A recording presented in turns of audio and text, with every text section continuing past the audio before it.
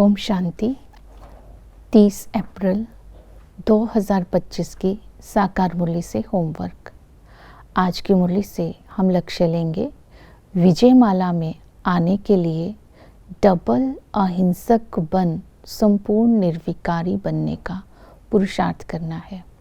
आज की मुरली से हम स्वमान लेंगे, मैं समाधान स्वरूप आत्मा हूँ। एक बाप की याद से व्यर्थ संकल्पों पर और साधारण संकल्पों पर विजय प्राप्त कर अपनी मनसा को शक्तिशाली बनाकर विश्व कल्याणी स्वरूप में स्थित होकर समस्याओं का समाधान कर हल्कापन महसूस कर रही हूँ। इस स्मृति में सारा दिन रहेंगे। प्रैक्टिकल में होमवर्क रहेगा, मेरे संकल्प, बोल और कर्म के द्वारा किसी को भी दुख ना मिले। तो इस स्मृति को आज सारा दिन अटेंशन देंगे। आज की मुरली से पुरुषार्थ करेंगे। पहला अपने अंदर रिफ्लेक्शन करेंगे, अपने दिल से पूछेंगे बाप से पूरा वर्षा लेने के लायक मैं कहाँ तक बनी हूँ। दूसरा अपनी चेकिंग करेंगे कितना समय बाप की याद रहती है और पुरुषार्थ करेंगे संपूर्ण निर्विकारी बनने के लिए डबल अहिंसक बनना है।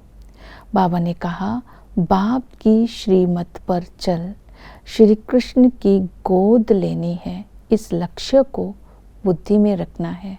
अगर डबल अहिंसक बनना है तो डबल अहिंसक किसे बोलेंगे? डबल हिंसा होती है काम कटारी चलाना, और दूसरा है किसी को दुख देना। इसको डबल हिंसा कहते हैं। तो काम जीत बनना और दूसरों को सुख देना तो डबल अहिंसक हो गया। काम जीत बनने के लिए अपने अंदर निर्भयता का गुण को लाना है।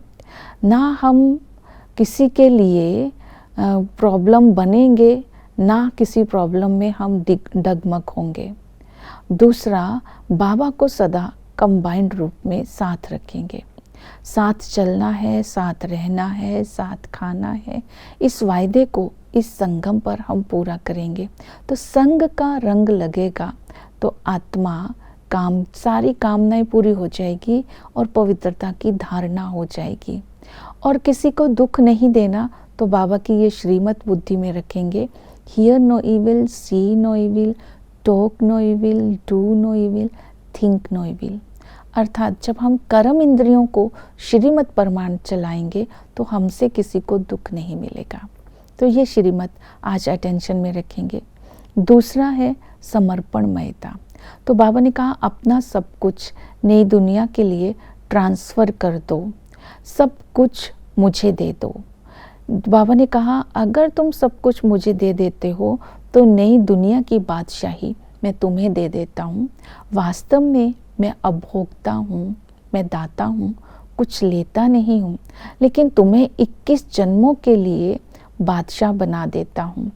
आज ये सारा दिन समझना है हमारा कुछ भी नहीं है, सब कुछ बाप का है और ट्रस्टी होकर सब कुछ संभालना है। और इस तरह नेक्स्ट बाबा ने अटेंशन दिलवाया वैराग्य के ऊपर। देह सहित सब कुछ भूलना है क्योंकि ये अंत का समय है। ये देह, ये पुरानी दुनिया, ये शरीर सब कुछ छोड़ना है।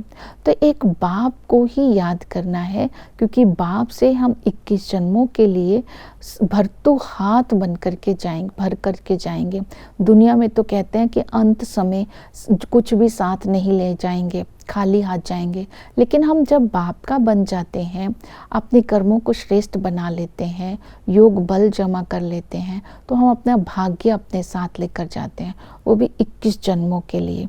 तो इसलिए इस पुरानी दुनिया से बुद्धि योग हटा देना है। इवन मित्र संबंधियों को भी याद नहीं करना। फिर बाबा ने कहा योग में रह करके स्वयं को पवित्र बनाना है, पवित्र बनाकर पवित्र दुनिया का मालिक बनना है।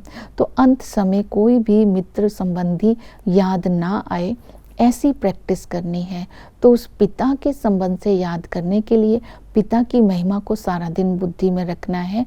वो ऊंचते ऊंच है, वो विचित्र है, दूरादेशी है, सत्य है, चैतन्य है, सुख का सागर, आनंद का सागर, पवित्रता का सागर है, निराकार है, उसी से हमें बेहद के सुख का वर्षा मिलता है। दूसरा है वही टीचर आकर के हमें ज्ञान सुनाते हैं और ज्ञान दे करके हमें सतयुग के लायक बनाते हैं, ऊंच पद का अधिकारी बनाते हैं। हम इस पढ़ाई से पास होकर विजयमाला में पिरोने लायक बनते हैं और सतगुरु आकर के हमें सद्गति देते हैं। अकाल मूरत आकर काल पर विजय पहनाते हैं, हमें वर्षा देते हैं शांति धाम का। तो इसी तरह आज सारा दिन संबंधों से बाप की याद में रहना है और कर्म योगी बन कर के रहना है। कर्म करते समय योग की अनुभूति भी साथ साथ में हो।